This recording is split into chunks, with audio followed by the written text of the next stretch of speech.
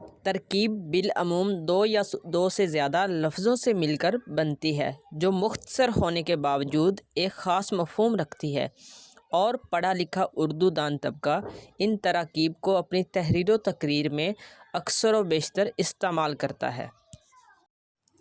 آج کا جو ٹاپک ہے وہ ہے تراکیب کے حوالے سے، یعنی دو یا دو سے زائد الفاظ جو ملتے ہیں تو تراکیب جو ہے وہ وجود میں آتی ہے۔ تو جو مشہور تراکیب ہیں کمیشن کے پیپر میں پوچھے جا سکتی ہیں ان کو ہم ڈسکس کریں گے۔ سب سے پہلی ترکیب ہے گرگ آشنائی، بظاہر دوستی بباطن دشمنی۔ نیکسٹ ہے زاہد سالوس، وہ شخص جو اپنی ظاہری وجہ سے دھوکہ دے۔ نیکسٹ ترکیب ہے شاعرانہ تعلیٰ، یعنی شاعر کا شعر میں اپنی تعریف آپ کرنا۔ نیکسٹ ترکیب ہے استہزائیہ انداز، ہنسی یا تمسخر اڑانے کا انداز۔ نیکسٹ ترکیب ہے شیخ و شباب، بوڑھے اور جوان۔ نیکسٹ ہے قوت لا یموت، اس قدر خوراک جو زندگی قائم رکھنے کے لیے کافی ہو۔ نیکسٹ ہے رسم مشائیت، یعنی احترام سے کچھ دور ساتھ چلنا، کسی کو الوداع کہنے کے لیے ساتھ کچھ قدم چلنا۔ نیکسٹ ہے دختر رز، یعنی انگور کی بیٹی، شراب مراد لیا جاتا ہے۔ بنت الناب، اس سے مراد بھی انگور کی بیٹی ہے یعنی شراب۔ نیکسٹ ہے ریشہ خطی، یعنی بہت زیادہ ہنسنے والا۔ آماجگاہ، میدان جنگ۔ ابر نساں، بہار کے موسم کا بادل۔ آب آتش، آب آتش سے مراد سرخ شراب جو ہے وہ مراد لی جاتی ہے۔ نیکسٹ ہے دلندیزی گفتگو، ڈینگ کی گفتگو۔ نیکسٹ ہے جام سفال، مٹی کا پیالہ۔